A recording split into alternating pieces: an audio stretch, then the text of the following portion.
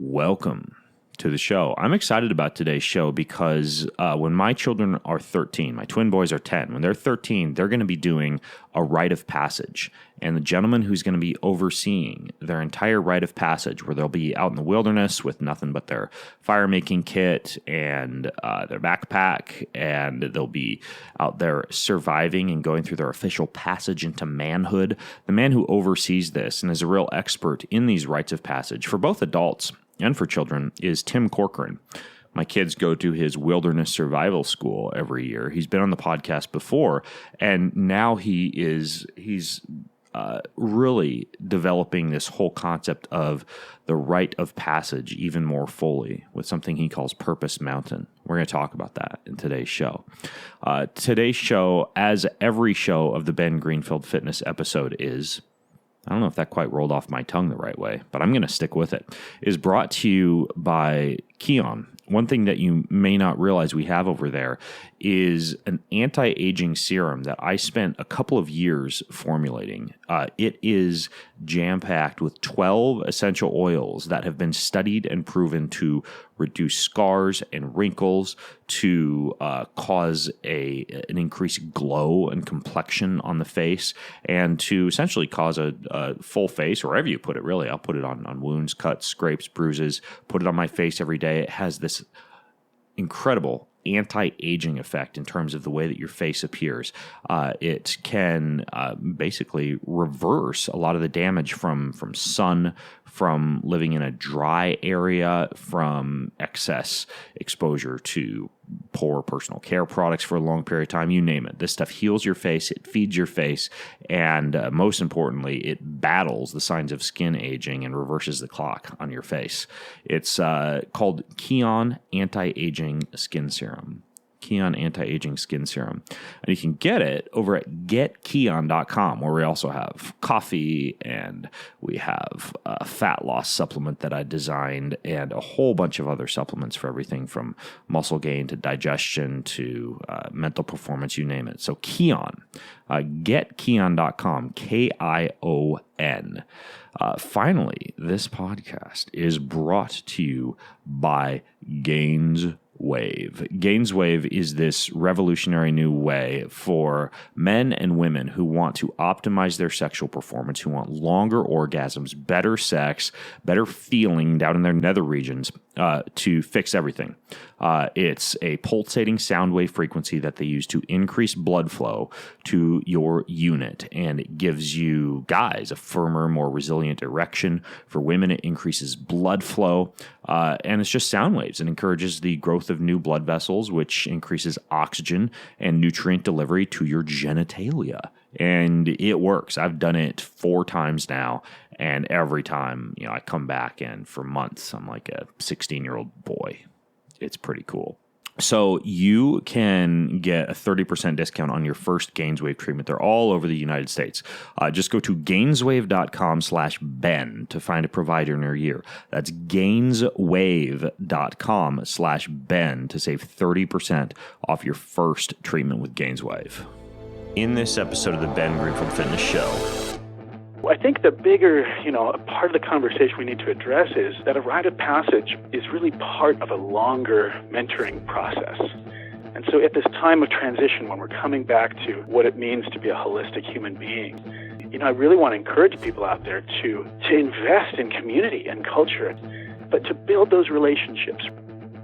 And that's really how our soul speaks to us, is through dreams, images, signs, symbols, nature connection moments. He's an expert in human performance and nutrition.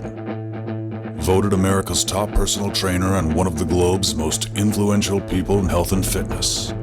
His show provides you with everything you need to optimize physical and mental performance. He is Ben Greenfield. Power, speed, mobility, balance. Whatever it is for you, that's the natural movement. Get out there. When you look at all the studies done, studies that have shown the greatest efficacy. All the information you need in one place, right here, right now, on the Ben Greenfield Fitness Podcast.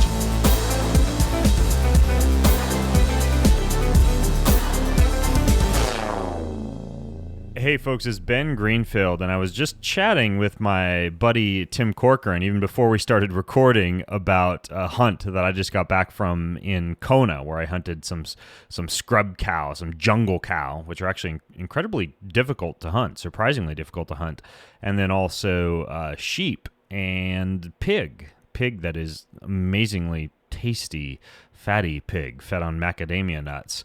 And Tim, you also, did you just recently start hunting, or have you been hunting for a while? Well, no. I just recently started hunting. You know, I did not grow up hunting. My family didn't hunt. My dad did not hunt. And once I got involved with nature connection work in my early 20s, 20 years ago, hunting was like a real dream for me, and something that I held in high regard. But I waited quite a while. I waited until just, 5 years ago to really get started in earnest. And at that time, I found a mentor. I found actually a local Native American mentor, a good friend of mine. I'm from the Spokane tribe of Indians. And then I also found a really local, another friend who's a local mentor who taught me all about the landscape here and how to go after the white-tailed deer. So I've been hunting. This past fall, I think I got my third whitetail. Well, I figure you're probably a pretty good hunter because, when I first met you, it was because I was looking for someone to come up to my land and teach me and my boys about how to harvest wild edible plants from our land, because we want to know what we could eat. We want to know what the medicinal or the edible use of certain compounds were, and you took us around and showed us wild nettle and mullein and comfrey and Oregon grapefruit and wild mint, and that was my first introduction to you, was as this big wealth of wilderness knowledge. And for those of you who didn't get a chance to listen, I actually talked to Tim. We did a whole podcast on how to find wild edibles, and just this whole concept of nature connection and animal tracking. We talked a little bit about hunting in that last episode as well. And on this show, rather than repeating a lot of the stuff that we went into in the last show with Tim, which I'm going to put a link to over at bengreenfieldfitness.com/purpose, I want to talk a little bit more about the reason that I've been sending my kids to attend Tim's wilderness survival camp, and also the winter and the spring adventure camps that he puts on over here in the Spokane, Washington and northern Idaho area, because Tim actually has a pretty big passion for kids and for the development of really robust young human beings, and this idea of giving our kids a lot more than what culture gives it these days. And so, Tim, I want to jump into, I know what you call Purpose Mountain, if you're game. Sure. Okay. And by the way, for those of you listening, and Tim himself has a couple of kids. What are your kids' names again, Tim? I've got two boys, River, who's my oldest, he's 11, and Forrest, who is my youngest, who's 8. That's right. River and Forrest. And you've got names. 2 boys. Yeah. You've got 2 boys, River and Taryn, right? Uh-huh. Yeah. Yes. You've got River and Forrest. I've got River and Taryn. And of course, also, by the way, if any of you ever get a chance to attend any of Tim's wilderness survival camps or any of the adventure camps that he puts on, you're probably also going to run into his wife, Janine, who my best memory of, my fondest memory of, was that she was one of the camp cooks for the father-son wilderness survival camp that we went on, and she makes these amazing foods, but off the land, like off of all the wild plants. Right. Yeah, totally. Yeah. So you're a lucky man who. Well, thank you. I am. Who, like me, surprisingly, is still skinny, despite getting cooked amazing food. Right.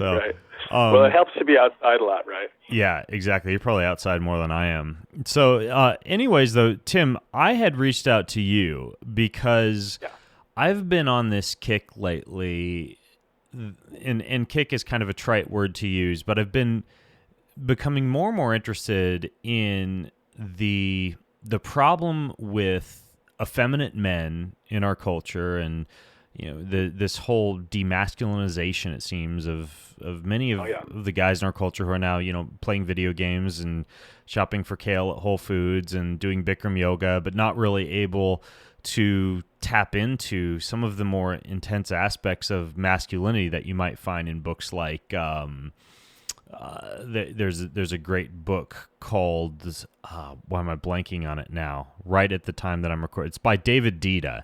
Do you know the Way of the Way of the Superior Man? Yeah, Way of the Superior Man. And then there's another book, and this is more of like a Carl Jungian psychology type of book about the warrior, the lover, the king, and the magician, and how king, warrior, magician, lover. That's king, warrior, magician, lover. How many boys kind of just stay in this boy stage and never truly become men. Right.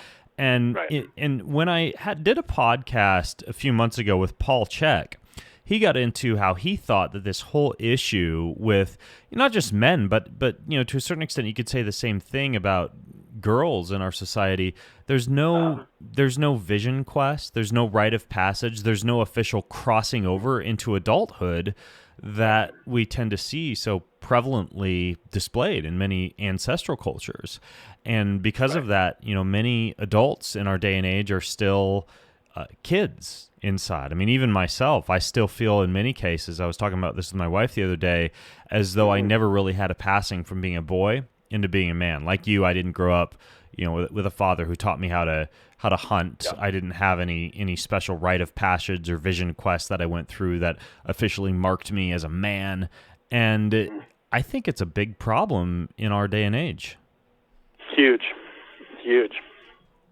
Yeah. So, we've already covered a lot, and where to jump in. I mean, I guess I'll say, at this point in my life, Ben, my interest is really in supporting human beings of all ages to develop holistically. And so, yes, I'm still running Twin Eagles Wilderness School along with my wife. We have hundreds of kids come through every year. And as you mentioned, I've started a new business, Purpose Mountain, that's really geared towards working with adults very specifically. Not so much, not exclusively in the realm of nature connection, but of course in this realm of helping people to discover their purpose, which is tied right in with this whole conversation. From my perspective, what I see is that developmentally, as human beings, especially here in the modern American culture, I think it's safe to say that our culture has largely been arrested in adolescence. We do develop from babies to toddlers, and from toddlers to kids, and from kids to adolescents. But largely speaking, the vast majority of America here in the Western world, the real development stops at that point. And there's a lot of reasons for that. Clearly, one of the big ones is our lack of connection to nature. And as you mentioned, which of course ties right into our lack of mature, appropriate rites of passage, right? And we could take a moment and define that, because that word does get thrown around a lot. And oftentimes people mix that up with the term initiation. In my book, classically, if you look to the classic works of mythologists like Joseph Campbell or others, a rite of passage is a type of initiation that marks the transition from one life phase to the next. And when we consider that, life phase change, right, we're talking about birth, we're talking about entry into childhood, entry into adolescence, entry into adulthood, arguably becoming a parent, and becoming an elder, and then death. So we don't have that many different phases of life, right? There's only a handful. Now, and with an initiation is simply an intense process that we go through that might mark a different chapter of life. So maybe an initiation for me was starting my new business last year, right? But that was different from stepping into a new life phase. Mm-hmm. So rite of passage is like a specialty initiation. What would be an example of some rites of passage that we see in other cultures? Oh, yeah. I mean, gosh, there's tons. Some classics would be the Australian Aborigines have their walkabout, right, where kids, and this was and it's actually worth acknowledging, because we're talking about the old cultures. A big part of my work, the vast majority of my adult life, I've really put towards connecting with and learning from indigenous culture, especially here in North America. I've been blessed to have a number of elders and mentors that are indigenous to North America, and I've learned so much.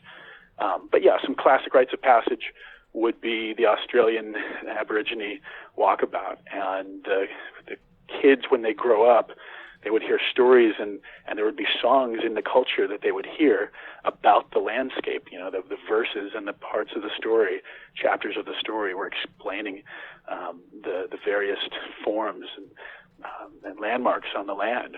And then when it came time for them to step out of childhood and into adulthood, they would be sent off on their walkabout. They wouldn't know where they're going. The elders would send them off and say, okay, this is it. This is your time. And they'd have to practice survival skills. They'd have to, acquire their own food from hunting and gathering. And they wouldn't quite know where to go, but then they were told at the last minute, they said, just remember that song that was always sung to you, or recall that story that we always told you. And they would sing that song back to themselves or tell that story, and it would have in it like a secret map, right? And as they went through each verse, it told them, okay, now go to the mountain that looks like, a kangaroo's belly or whatever it was, and go from the one spot to the next to the next. And sure enough, that would lead them on their adventure. Other rites of passage, we were talking about hunting. Hunting has been used as a rite of passage for many, many, many years, hundreds of thousands of years.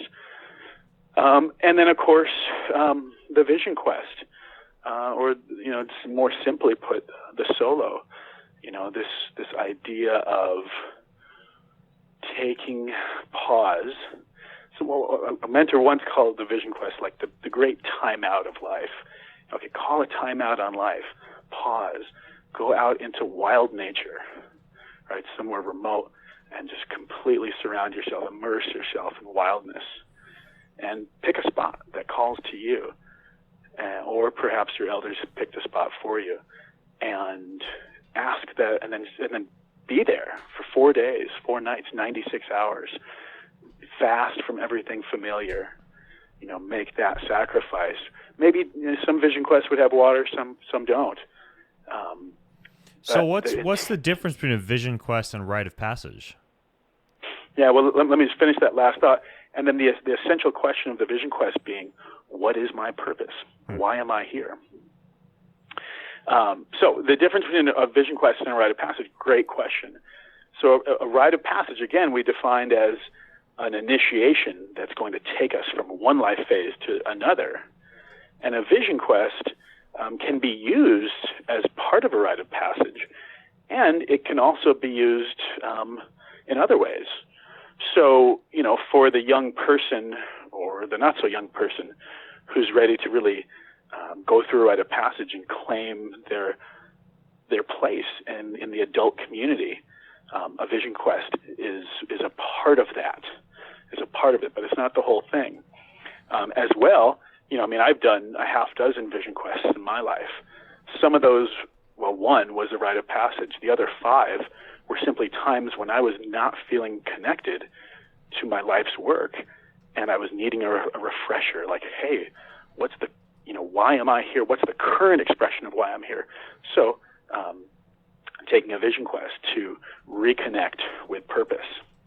But a rite of passage is going to involve a lot more than just, sitting in a beautiful place in nature for 4 days asking, what's my purpose? A rite of passage is a ceremony. A rite of passage is really a community event.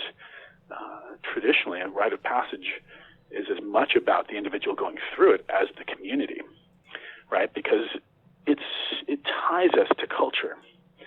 And a rite of passage, I facilitate rites of passage, and when they happen, it starts with the family, actually. It's actually a family-based process. If we're looking at adolescence, right? So boys, for example, just next month I'll be running a boys' rite of passage, and I start right, and this is to mark leaving behind boyhood and entering into adolescence. And so I work with the parents, and it's as much about the parents learning, oh, what does it mean for me to not be the parent of a boy anymore, right? And how does dad need to show up more now for the son, that the son's becoming a young man, and how does mom actually need to step back and not do so much nurturing? Does the young man, is he still going to need nurturing? Sure. But that's a classic pattern, right? Would be the dad who's checked out, works, workaholic dad or whatnot, doesn't show up for the kid. Mom is taking on more than her fair share of parenting responsibilities, and then the boy doesn't get proper role modeling, proper patterning on what does it mean to be a man. Right. But he's very good at potentially being a woman and managing some of those things in the household, or, connecting to his yin side. And I even see that sometimes with my own boys when I leave for a long time, they'll kind of start to let fall to the wayside some of the things like, the things we would consider to be more yang, going out and shooting the bow and working out. And I know I'm stereotyping to a certain extent here, but engaging in what we might consider to be these more masculine activities that would eventually kind of propel them into manhood, into being able to protect, into being able to provide, into, the 3 Ps, right? Protect, provide, and procreate. And yes. And then I come home and I help assist them to kind of transition back into establishing some of those habits and some of those routines that allow them to be able to do that. But more concerning to me is, of course, ensuring that, unlike my childhood and my upbringing and the issue that I still struggle with, which is feeling as though I never crossed that threshold into becoming a man, right? I never actually went through a rite of passage. And you could argue that I have gone on vision quests, right? Like I've done plant medicines and ventured out into the wilderness for long periods of time. And many people will do that, right? They'll ask themselves a question and then go off into the forest with psilocybin, right? We see folks in the fitness community, especially going out and doing things like ayahuasca retreats or ayahuasca adventures or other forays into plant medicine, but they're kind of few and far between and not very formal and really not a distinct part of culture as much as they're something that someone might do when they're, maybe they're 30 years old and they officially decide they want to go try and find themselves and they discover psilocybin or something like that. But in terms of making this transition from boyhood into manhood or from childhood into adulthood, more of a structured and readily available thing that young men can do at a certain point in their lives, I've got some questions for you. If you're game. First of all, is there an age at which you think like a young man, and correct me if I'm throwing around the term young man too much, and if this is something appropriate for like young girls and women too, but an age that they would go through that rite of passage into adulthood? I mean, do we see 13, 15, 18, 20? Sure, yeah. Well, so I think what's important to recognize is that here in our modern world, we actually have a new phase of life that our earth-based ancestors did not have. And that, of course, is adolescence. If you look back to the old cultures, the kids would transition from childhood to adulthood somewhere between 13 to 16. There was no adolescence. They went from childhood to adulthood. Lots of reasons for that. From the fact that they didn't live as long to the vast difference in culture. And so I think it's easy to look at that and say, poor us, we've screwed up culturally speaking, and now we have to extend childhood unnecessarily. But I believe there's actually a gift in adolescence. And when we talk about purpose, I think part of the greater purpose of the Western world is to really leverage the possibility of fully harnessing the opportunity that adolescence is providing us. So to answer your question, the way I see it, puberty is that's a biological process that's marking the shift out of childhood. So for example, when I take boys on rites of passage, I look for their bodies to tell me, right, acne and the sexual development, the whole thing, puberty. Their bodies are indicating when they're ready, and that's not something that can be rushed. There is a natural process to our development as human beings, and so when I do that, I'm initiating them, taking them through that rite of passage from childhood into adolescence, and I use the term young man to describe them when they're in the phase of adolescence. Then there's another rite of passage, really, in the ideal scene. Then around the age somewhere, 18 to 24, I would say, there's a second rite of passage, which actually could be a third or a fourth, because there's other rites of passage before adolescence. But there's a second one there at 18 to 24, where they're leaving adolescence and entering into adulthood. And the key indicator there being, when they're leaving home, when they're truly stepping into independence, when they're not dependent on their parents for their survival. So these are real basic elements of what it is to be a human being. And as an adult male, as a man, I see, and I've learned, this is one of the things I learned from my indigenous teachers and elders, is that I have a responsibility, not just to my family, right, but to the community. So, for example, your sons, I see them a couple times a year, and that's not a ton, but I'm holding them in my heart, right? Like I have a responsibility to them. I'm keeping an eye on them, and I'm checking in with you. We talk occasionally, or correspond, and I know there's going to come a time when they reach their puberty, and they'll be ready for that rite of passage, and I'm going to be there for them. And so I think the bigger, a part of the conversation we need to address is that a rite of passage is really part of a longer mentoring process in the ideal scene. And so at this time of transition, when we're coming back to what it means to be a holistic human being, I really want to encourage people out there to invest in community and culture. And there may or may not be a wilderness school where all of our listeners are living. Actually, there's a lot. We've got a network of 200 wilderness schools now across the U.S. doing similar work to what I'm doing. Many of them running rites of passages.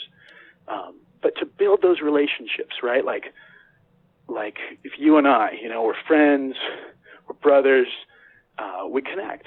And there's times when I may be there for your boys, and there's times when you may be there for mine.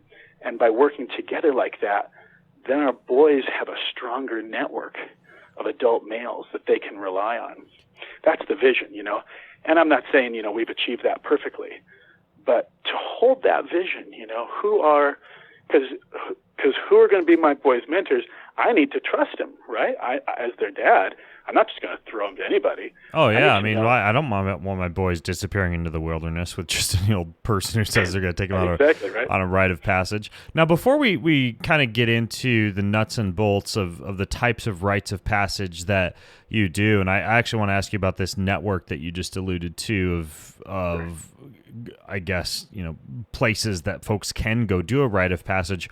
What does it look like? Like you mentioned, for example, when you take what I'd like to know is what it looks like for a young man, like a boy, to do a rite of passage to cross over that threshold into becoming a man, but then also what it looks like when one is embarking upon a rite of passage later in life, like an adult rite of passage. Can you walk me through kind of the nuts and bolts of what it actually looks like? Like, does someone show up and you give them an old ratty backpack and tell them to go disappear off into the wilderness for a week, or how does it actually look? Yeah. Well, so we have this distinction then between our age and our stage. And there's the ideal scene, and then there's reality. So yeah, in the ideal scene, every young person, at the age of 18 to 24 would have a mentor who's been mentoring them, or a team of mentors, and would take them through that rite of passage. But not everyone gets that, obviously. We know that. And so the essential question that I think we need to address is, can you still make up for it? If I'm 30 or if I'm 40 or if I'm 60, can I still go have that? And the answer, thankfully, is yes. So what does it look like, to step you through it? Again, in the ideal scene, the rite of passage is part of a bigger, a longer mentoring journey. So, if you do a Google search on rites of passages, you can find them. You can find men's rites of passage or women's rites of passage. And the vast majority of what you're going to find, 95% of what's out there, are going to be a weekend or maybe a week long or maybe a 2 week long, but a limited time frame experience. You're going to go and essentially have that process. You're going to have some sort of a framing experience for a couple days or more, where there's some mentoring happening, and then there's going to be some sort of a challenge, right? So when we look at rites of passage, right, there's the three classic phases. There's separation, ordeal, and reintegration. So for a rite of passage to occur, it's got to start with separation. It's got to start with leaving the familiar. That's why I'm a big believer that a rite of passage can't be facilitated by parents. I know you're asking about the adult one, but even going back to the adolescent rite of passage, it can't be done by dad, actually, because the boy or the girl is dependent on those parents. So for them to go, the young person to go through rite of passage, they actually, by definition, are starting to leave that stage of dependence. So they need to leave mom and dad and have other community members taking them through the process.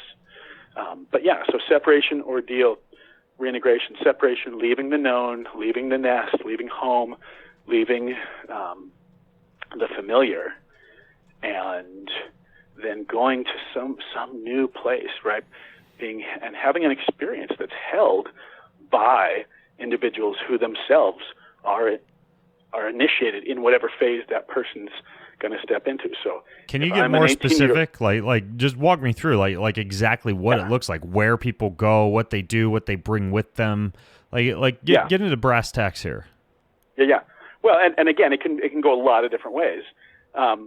Say for a young person who's 18, or 25, 24, ready to do that.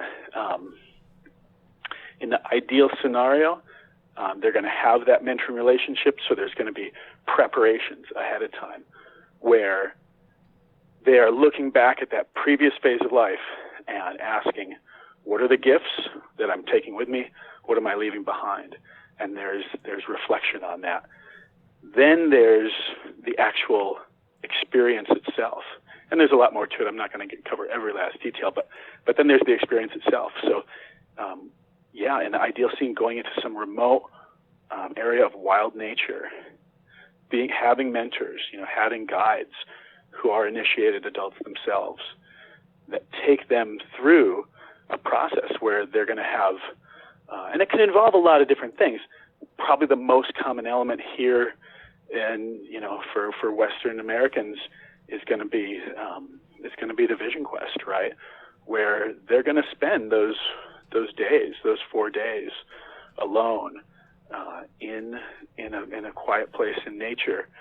Hey, I want to interrupt today's show to tell you about how you too can turn your car, your workout, your commute, you name it, into a traveling university. I'm almost always listening to podcasts and audiobooks when you see earbuds in my ear, when you see something plugged in into my car and cable going into my phone. I'm typically not jamming to Tiesto or Kygo or any deep house music. I'm typically not playing top 40. I am usually listening to a book or a podcast to make me smarter.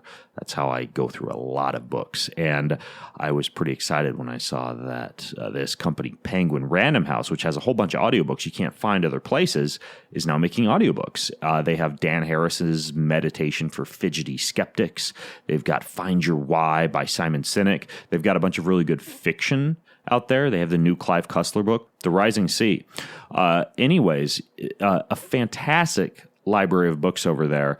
And you can go to tryaudiobooks.com/Ben Greenfield. When you go over there, you get listening suggestions. You can refresh with new audiobooks at any time that you want to. They've got health and wellness books. They've got thrilling, fast-paced novels. You name it. It's all over there. And it's a very simple URL, tryaudiobooks.com/Ben Greenfield. That's tryaudiobooks.com/Ben Greenfield. This podcast is also brought to you by Organic Organifi. Organifi makes these juices. They have a red juice, they have a green juice, they have a gold juice. And rather than you needing to go out and purchase a bunch of vegetables and beets and berries and turmeric and everything else and chop and cut and clean and blend and make a big mess in your kitchen, you just take one simple, clean, elegant scoop of this stuff. You drop it into your blender or into a cup of water. Give it a shake, give it a stir, give it a blend. My kids make themselves red smoothies now with the Organifi red juice before they go to school. It's fantastic for their blood flow, fantastic for their brains. It's got adaptogenic herbs in it. This stuff's totally safe for children and adults, believe it or not.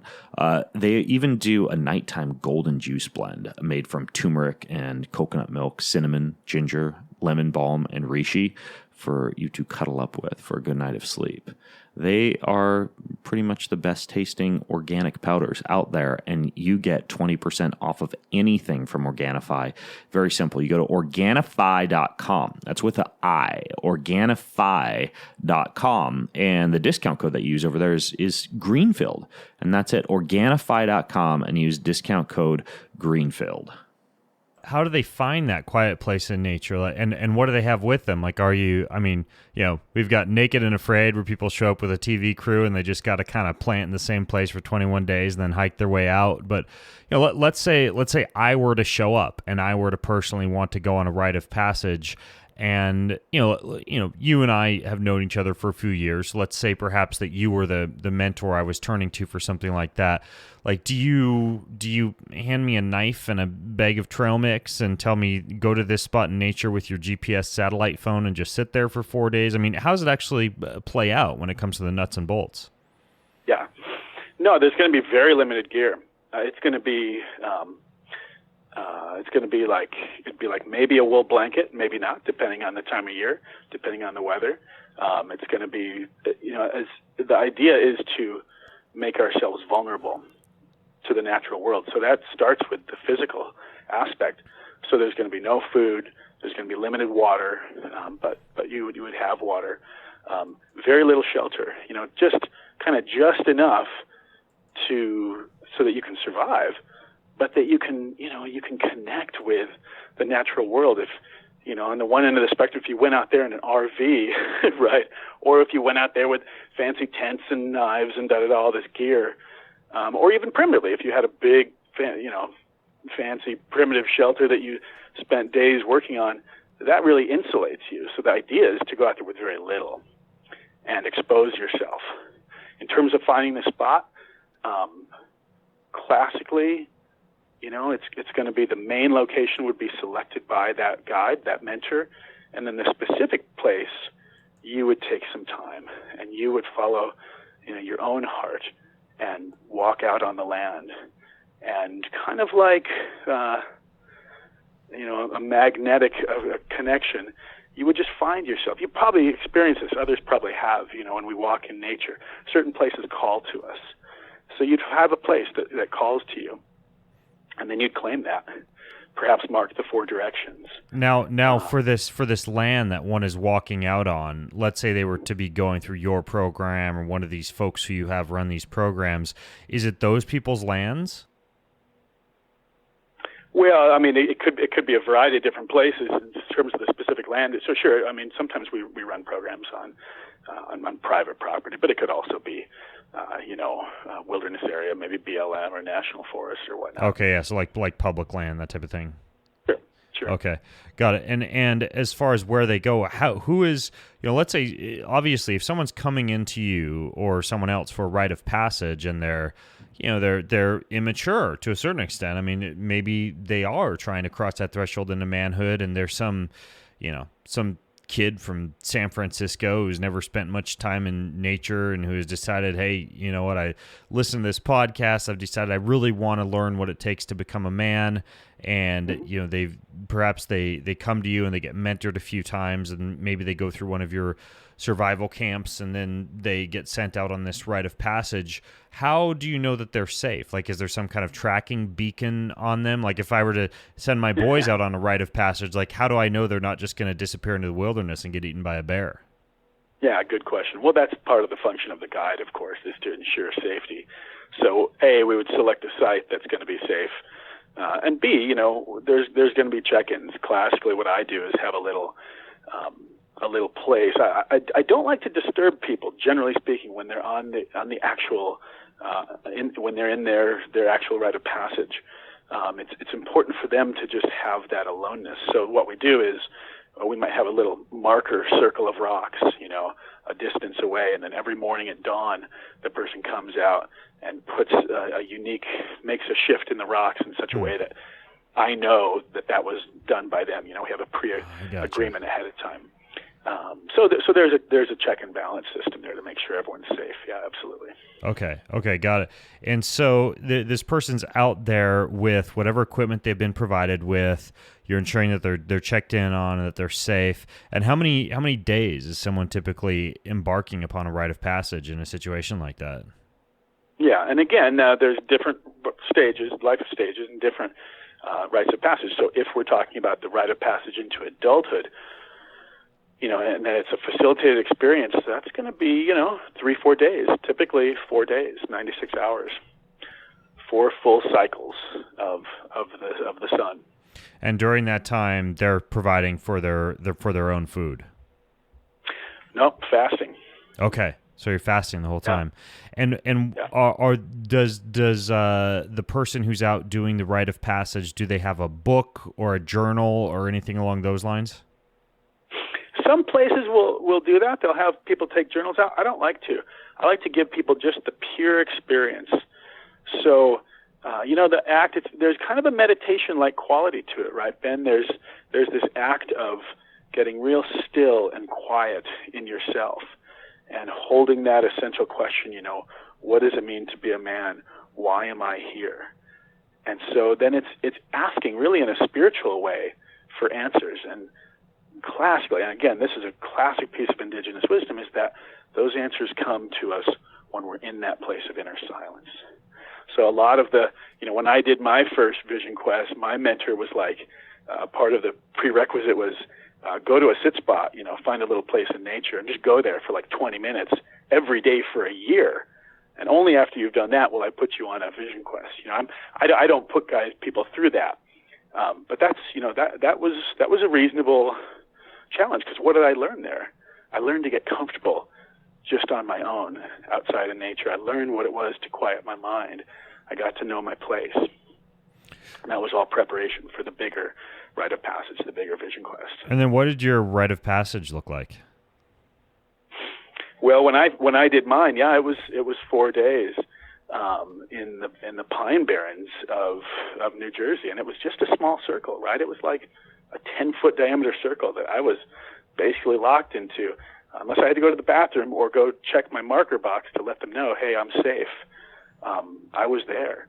So part of it was simply being quiet, really real quiet, like not just not speaking, but quieting my mind and holding that question, finding that passion within me.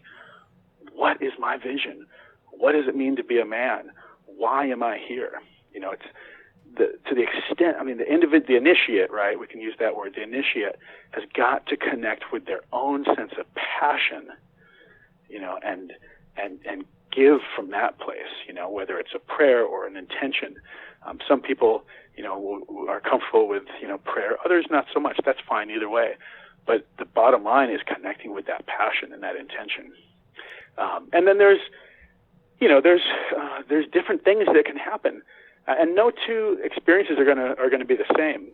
So but definitely the solitude, the fasting, those are key elements. And some other elements in there could be sometimes you can be dancing for your vision, right? You can be literally pouring that passion into physical movement on the land. Sometimes it's prayer. Sometimes it's dreams. Honestly, the most powerful dreams I've had in my life happened to me on vision quests and rites of passage. And that's really how our soul speaks to us, is through dreams, images, signs, symbols, nature connection moments. I had my second vision quest, I had a 1,000-pound bull moose come down and bed down 10 feet from me. Well, 15. Scared the hell out of me. I was, in that state, I was sure that it was coming to kill me, and maybe symbolically it was. Maybe it was coming and killing the young man so the man could be born. Tell me that story. There's more to that story. I think I think you've talked about that a little bit before, but we've got time. Delve into this moose story because this occurred during your rite of passage, right? Yeah. Okay. Well, it's two parts. So, on my second vision quest, this would have been, 2001. I was in the Green Mountains of Vermont, where I was studying in a wilderness school. I was 25 years old, I think. And I'd done one before, so I kind of thought I had it down, right? I had a little bit of arrogance going on, although I didn't realize it. And I decided I was gonna go off on one by myself, which I definitely do not recommend for people. And I was recommended against doing that, but I was like, no, I can do this. I've done one before. So I went out into the Green Mountains, Stratton Mountain, Vermont, southern Vermont, and I just created a base camp with a tent and brought food and stuff in, and then from there trekked in another mile into the wilderness, noting landmarks along the way, picking the perfect spot. I'm close to the peak of Stratton Mountain there. And a lot happened during that time. But it was on my second day. A lot of that time, it's just you relaxing into being alone in nature, right? And that can be challenging. That can be uncomfortable. But it's all worth it, right? So anyway, into my second day, I'm just kind of sitting there and kind of in my meditation, and I'd had a couple smaller animal encounters. I think an owl had flown by, and there was like squirrels and chipmunks and stuff, and I hear this. Now this is a different story than the one I think I told last time, but okay. I hear this huge crashing coming in. I was facing south, so this was coming in from the east, and I was sitting up against this small red maple tree, and I was pretty much surrounded by shrubs, right? Like 4 or 5 feet high shrubs. So I didn't have a good view from my seated position. So I'm hearing this crashing. I'm like, oh God, something's coming. And I figured, deer. But honestly, I had seen a lot of track and sign. I'd seen the big scat piles of moose and everything on my way in. And as this sound gets closer, it's just like I can almost feel the ground shaking, right? And I'm just like, oh my! I get this fear rising up. My heart starts beating. I swear it was like going to jump out of my chest. And sure enough, from my seated vantage point, I could just see like the top half of the head and these massive antlers. Those things are huge, right? This thing was like 7 foot high at the back or so. And I'm just like, oh my God. And right now I'm 2 days in. I haven't eaten. I'm fasting. It's an altered state of consciousness. And for me, I was scared. I'll own it, 100%. And so, oh man, my mind so it comes in and slows down. And as it slows down, I'm like, oh my God, and sometimes you have to face that. Part of the rite of passage sometimes, and growing up, is facing your fears, right? And that's okay. We're so averse to facing fears in our modern world. It drives me nuts. We're so overprotected by our parents now and everything else. But part of my message is it's okay to face your fears, right? So here I am facing my fear. I'm sure this thing is going to come charge me, right? It's like irrational, right? Moose don't just charge people for no reason. Maybe, if it's got a baby or something, or if they're in the rut, if it's mating season. But this is just a lone bull moose, and it was September, so getting close to mating season, but not quite there. Anyway, so it comes in and just slows down and just plops down. And I'm just like, you got to be kidding me. My heart was just like racing and racing. And I don't know how much time went by. I lost all track of time. It felt like hours. But on the one hand, I was kind of freaking out internally. I'm like planning my escape route. I'm like, oh my God, what do I do if this thing charges me? Do I climb the tree? Do I run away? I was really in the mid spell of that fear, right? And yet there was another part of me that was just like, it's hard to put into words, but it was like feeling the bigger connection that was happening.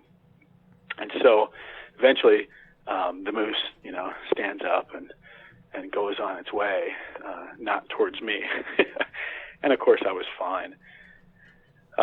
Later on, it took me some time to process that, and I really struggled. And this is where a guide is really key, because you can have these powerful experiences, but to integrate them, to process them, to have the lessons reflected back to you, a person really needs a guide who's been through that, a guide who has been initiated, who's gone through the Vision Quest themselves.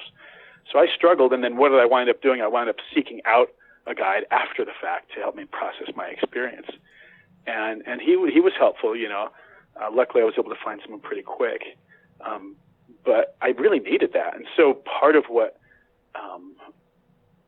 he told me, he was a great guy, with an old connection to the natural world and mentored by indigenous elders himself. And he talked about that power of the moose and that fear, when I was in that fear, as really being more of a transmission state of connecting with that moose, and helped me see that what I was doing was really releasing that fear. And sometimes that's what we have to do. We have to go through it. We don't get to skip it. So that was part one. And years later, which is actually just a couple of years ago, I found myself here in Idaho, not feeling the full fulfillment from my work at Twin Eagles that I once had. And so I was like, I could sense that a new phase was coming. So I went on another Vision Quest, this time up to a place called Hunt Lake out south of Priest Lake, a beautiful little mountain lake. And I was up on this scree field, right, close to the Hunt Peak. Not quite on the peak, but this is like where there's just a field of boulders, right? And what'd you call it, a scree field? Scree field. So it's just like a mountainside covered in rocks and boulders, some small as a golf ball, all the way up to the boulders as big as a car. And I picked one that was huge and kind of positioned where it was flat on top, and underneath there was a cave. And I used that as my spot. Again, a 4-day process. Most of the time spending time on top of the rock, but a couple times when a big rainstorm came in and would swirl around this kind of mountain, this little mountain lake, like there was the bowl right there that it was sitting in. The wind and the clouds would just swirl around like a tornado or a vortex in there, and this intense rain came in. So I would just, at that point, I ducked underneath the big rock, and there was a big enough opening in there I could stay dry. So it was like a little cave. And but before I did that, this first night, I had brought a small tarp with me because it was later on in the season and the temperatures were cold, and I didn't want to get soaked because I knew if I got soaked, I'd actually be in physical trouble. So I had just a little 8x10 tarp. And I made, before I realized that the cave was there, I made this little shelter for myself. And it rained all night on me. And I had limited water. I was going on like a quart a day, I think, which is pretty low, right? Recommended is like a gallon a day. So I was about a quarter of what I should have been at normally. And so I had my little water bottle. Well, at some point during the night, under this tarp in the rain, my elbow knocked the water bottle, and it falls down in amongst the rocks, where I couldn't easily reach it. And I was physically conscious when that happened. It was like the middle of the night. And then I go back into my sleep, and I have this dream. And in my dream, I go after my water bottle, and I crawl down in there. And I don't find the water bottle, though. In the dream, what I find is this big, giant moose. And it was white and glowing, right? And it was like the spirit of the moose. And it was that same moose that I'd seen physically that that's come crazy. to me in that Vision Quest 10 years prior. And there was this whole moment of connection in the dream, and I processed that later with my guide. And for me, what that was representing was the completion of something, Like Moose was an animal that, I was walking with, you could say, during those years, spiritually speaking, with the medicine of Moose, and it helped me start the school, and there was a real connection there. And it was like I graduated the Moose years, kind of, right, to use the kind of modern terms. So is a moose like your spirit animal? Well, at that, I've really connected with that. I'm always sensitive about that language. I have such a reverence for all of this, Ben, and for the natural world. So I always hesitate a little to say a quick yes. And again, I was trained traditionally by indigenous people where it's a real sacred thing. But yeah, I think in my heart, I do have that kind of connection with the moose.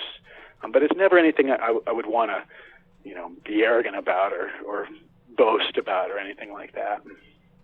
Interesting. My kids are always Terran is usually a panda bear or a polar bear, and River is typically a sea otter for their spirit animals. I'm usually a gray wolf or an eagle or a falcon or a hawk or some kind of flying bird of prey. It's interesting what kind of comes to you when you begin to analyze yourself, what your spirit animal would be.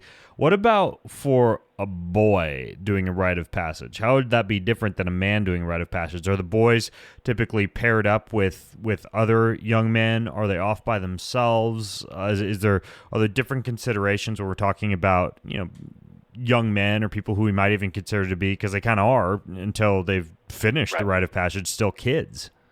Yeah.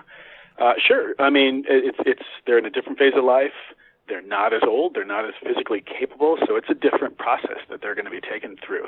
But there's a lot of similarities, right? Like typically for boys, what I take them through is maybe a 24-hour solo. And they're not asking the big question of what's my purpose. They're just stepping into what does it mean to be a teenager? What does it mean to be a young man? What does it mean to be an adolescent? So there's more guiding, there's more connection time, there's less solo time, but there's an element of that, right? And so where they get to just be on their own with wild nature, with spirit, with God, however you want to phrase that, but there's still that essential element of it. And then we can look back, because there's actually rites of passage. There's something we call the rite of competence that a child goes through when they're maybe 7, right? If we're really going to flesh out the full developmental cycle, when a child, you probably remember this with your boys, when they started to be able to help out more around the house, and when they weren't just totally dependent and constantly needing input, and they were starting to be able to help out, competent, when they were becoming competent. And in that time, like when I took my boys through this, I gave them a rite of competence, and it was literally like they spent an hour and a half sitting in the teepee in the woods, So it was like this micro solo, this micro vision quest. But the point, even in that, was kind of the same. Like, okay, spend time just with yourself and be brave, and just have that time to yourself. And of course, the whole community was there, holding the space before and after. But it's also worth talking about emotional maturity, because right now we've spoken a lot about the rite of passage itself, or the vision quest, which yes, but again, I can't emphasize enough how important it is to see it in a bigger context.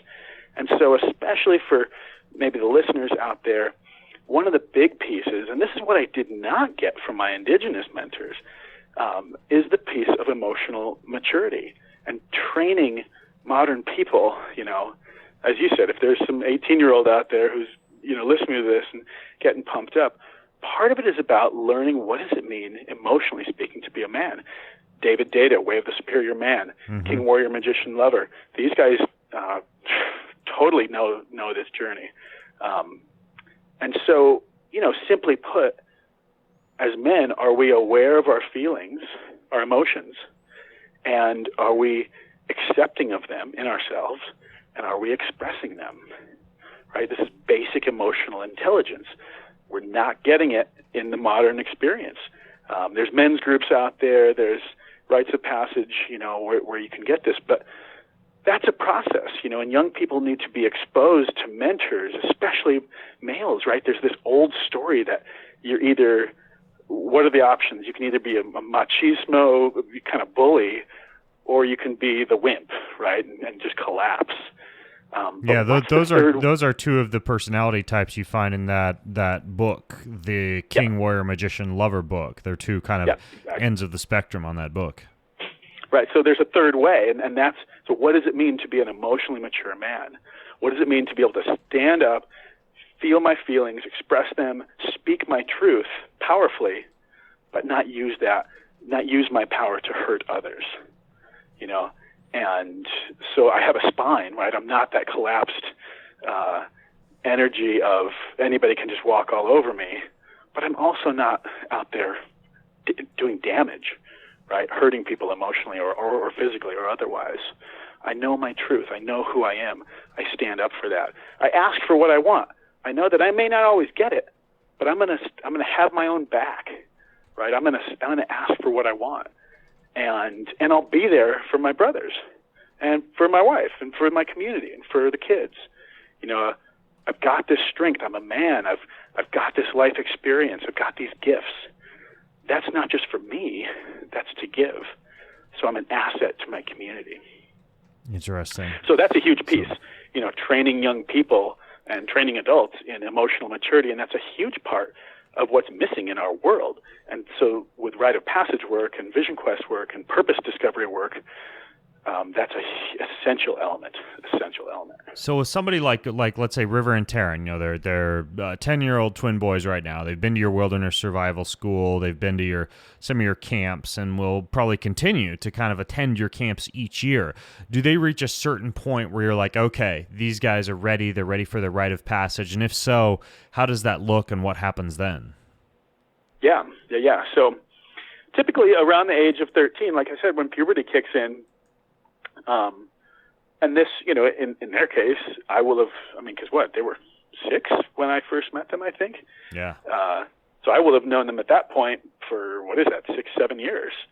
So, I'll be seeing them at least a couple times a year would be the idea, if not more. And watching for those signs, of course, you and Jessa are watching them grow. And what starts happening? Puberty starts kicking in. They start getting less interested in all the family routines and the stuff happening in the home, and they start individuating, right? So they start being more interested in, it's the classic teen scene, right? Think how important the social setting is for teenagers. That's developmentally appropriate. They need that. They need to separate socially to some extent from the parents and the family and move into a greater social scene. That's natural and normal. So, we're looking for these signs. They're stopping. The fantasy play is kind of trailing off, and maybe they're starting to have romantic interests. These are all the classic signs. So then, at that point, we'd be talking, and we'd be watching and saying, hey, they're ready. They're exhibiting the signs. So then we'd start talking about it, and there would be a conversation between you and I and Jessa.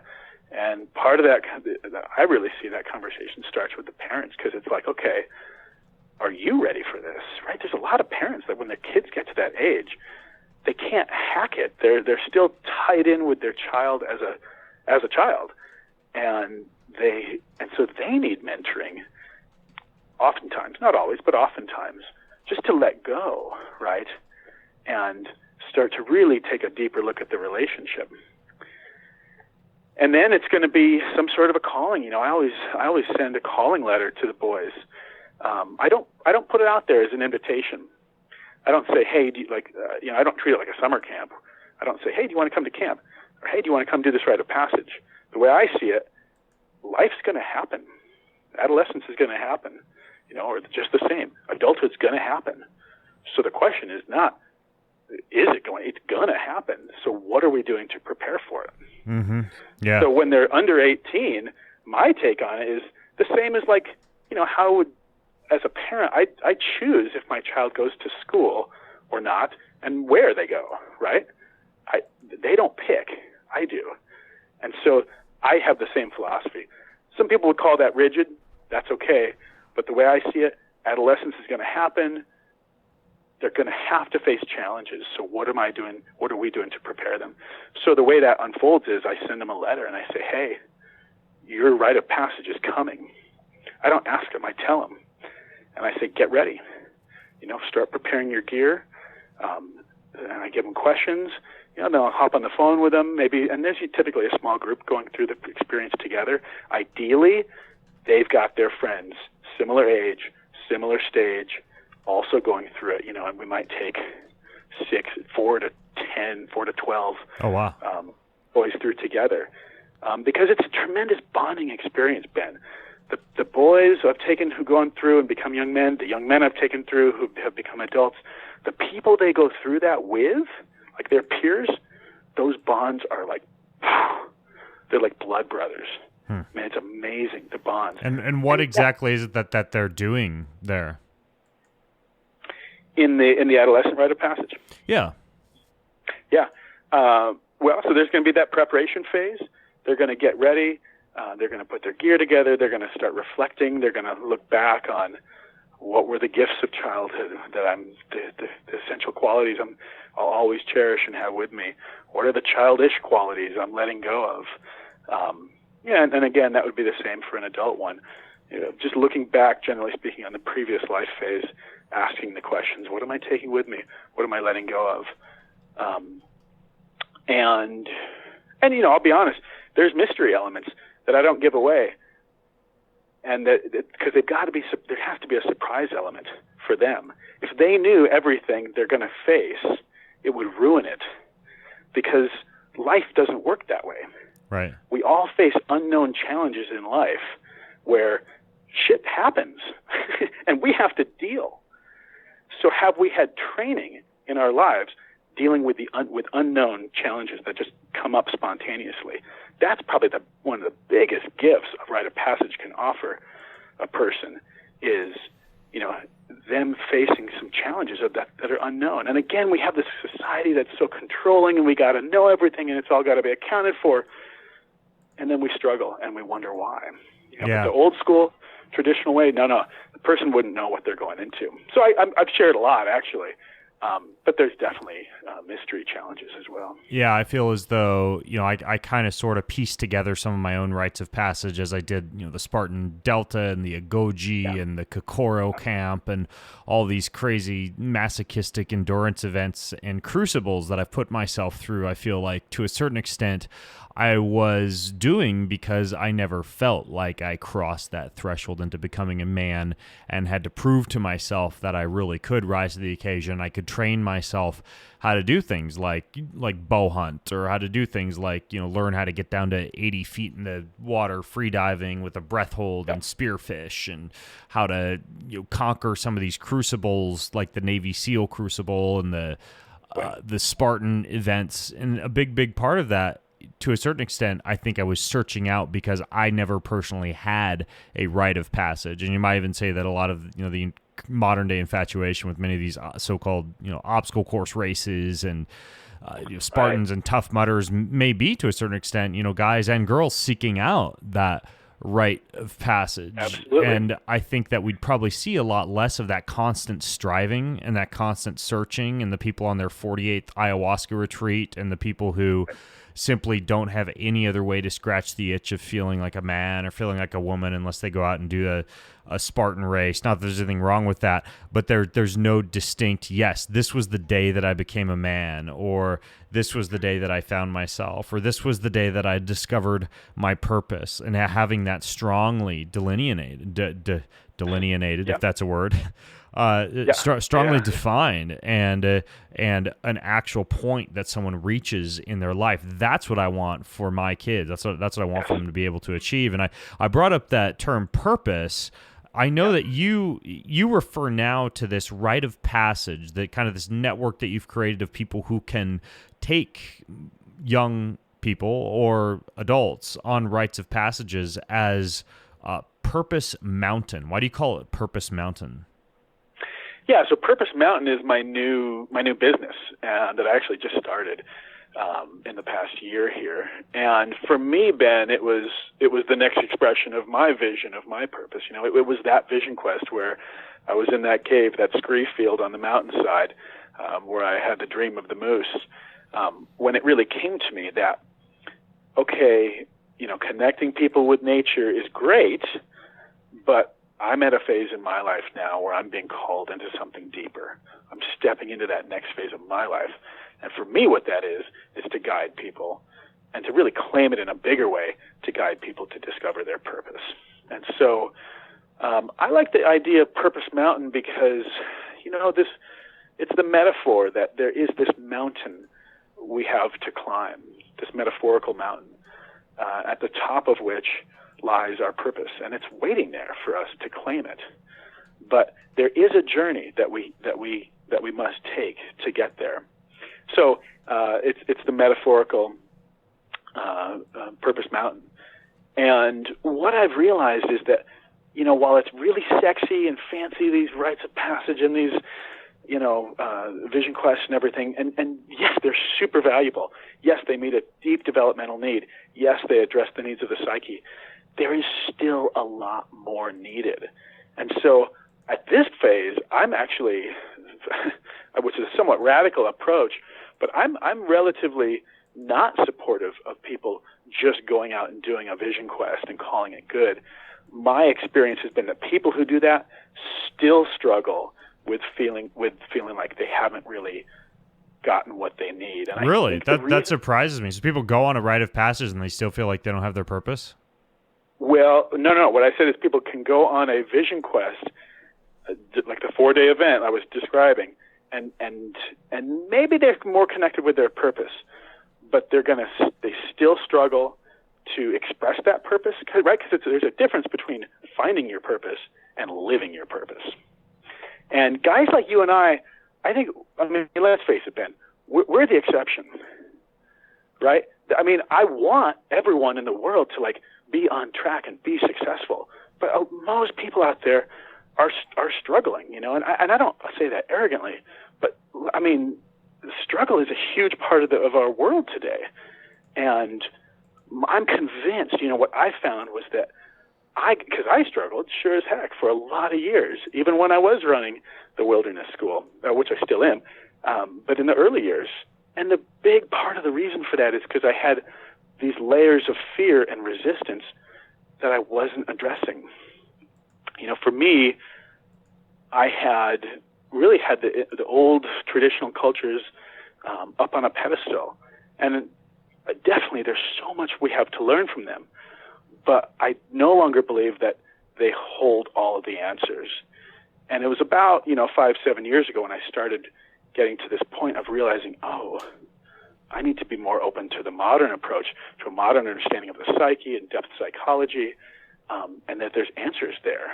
And that was when I started my emotional growth journey and really started facing my deepest fears and my deepest resistance and acknowledging it for what it was. And so there's a whole journey, there's a whole mentoring journey of working with those fears and resistance.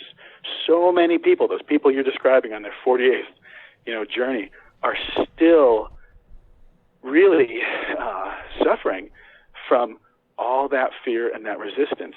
And so many people out there have a sense of what they're here to do, and yet resist and don't actually do the hard work of implementing their purpose here in life.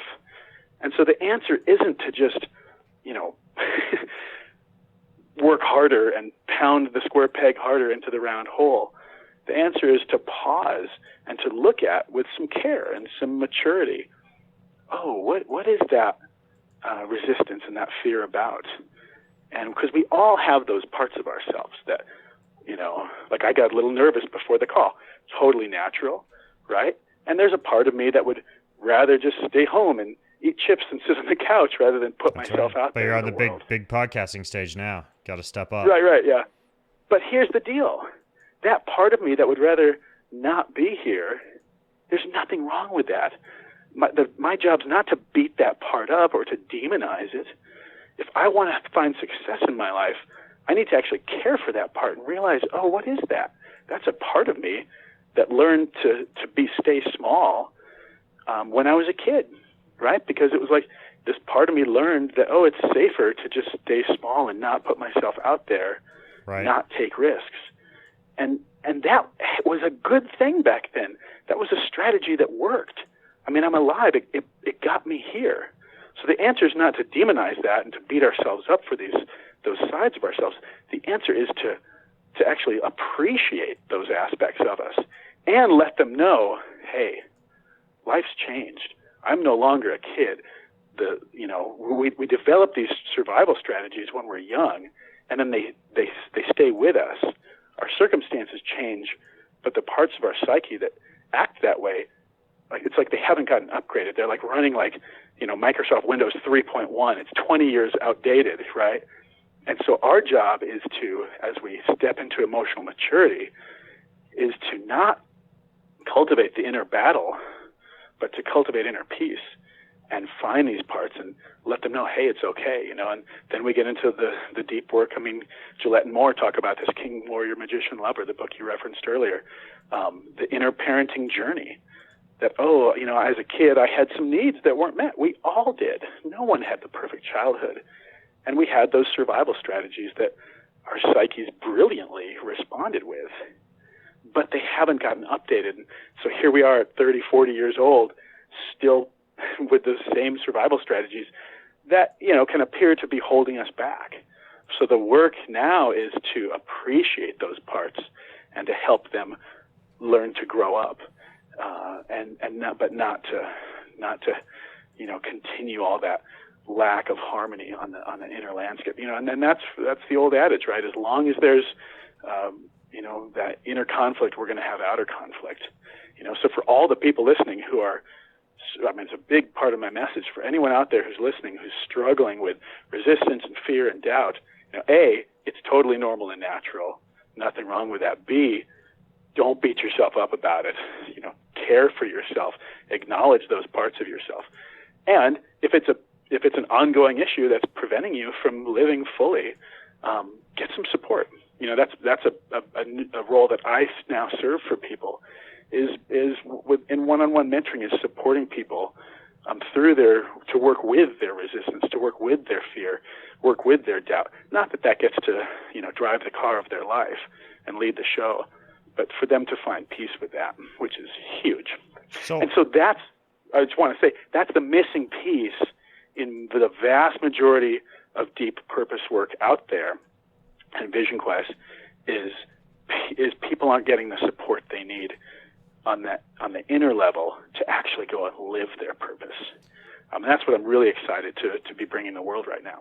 So what's it look like in terms of this whole purpose? Let's say somebody's in New York or they're in Florida or wherever, and they're like, hell yeah, I want to get my kids to the point where by the time they're going through puberty, that they can embark upon a rite of passage and cross that threshold. Or I myself want to go to a Vision Quest or a rite of passage. Obviously, as we've just alluded to, you don't want to go off into the wilderness with just anybody. And anybody can also slap up a website and, put out a picket sign and say, hey, I'm going to lead people through rites of passage. You don't know who your kids are going off into the wilderness with. So walk me through how Purpose Mountain works, this business that you've built to actually create things like a rite of passage. Yeah, so Purpose Mountain, I want to be clear, is really designed for adults. So for adults out there, 18 plus, if a person's out there, they're interested, come check out the website, get on my list, and let's start connecting. Because I'm offering, at this point, I'm offering one-on-one mentoring. In the future, I'm going to be offering group processes. And that can start on the phone. We can start building a relationship and laying the foundation for a proper rite of passage or a proper process of discovering purpose. It takes some time. These are huge questions. It's not going to happen in a weekend. And again, it's our consumeristic society that gets so addicted to fast answers. Part of the message here is encouraging people to slow down and invest in relationships. So anyway, Purpose Mountain, people can there's different opportunities for people to connect, to build a one-on-one relationship with me. But do they have to travel all the way to Idaho, or do you have you mentioned that you have some kind of like a network of people in different areas? Yeah. So that network is for kids. So if they're an adult, I can work with people remotely. And then if they're for kiddos, it's a little bit of a different scene. I believe that kids need in-person mentoring. So our school, Twin Eagles Wilderness School, is part of a bigger network of wilderness schools and deep nature connection mentoring organizations. Like I said, 200 strong now across the U.S., really all parts of the United States. So there's a website which is We Are Nature Rising. It's wearenaturerising.earth. And a good friend of mine, colleague Mark Morey, put this together. And it's got a map of all of these different wilderness schools across the country, many of which are providing rites of passage work. And people can get their kids involved in long-term mentoring relationships. So that We Are Nature Rising, that's a great directory for people out there if they're looking at getting their kids involved in this kind of work.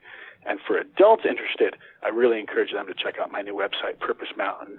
It's just purposemountain.com, www.purposemountain.com. And I've got a free purpose discovery kit in there that really has these two essential elements. One, connecting with, loving these parts of yourself and working with the resistance.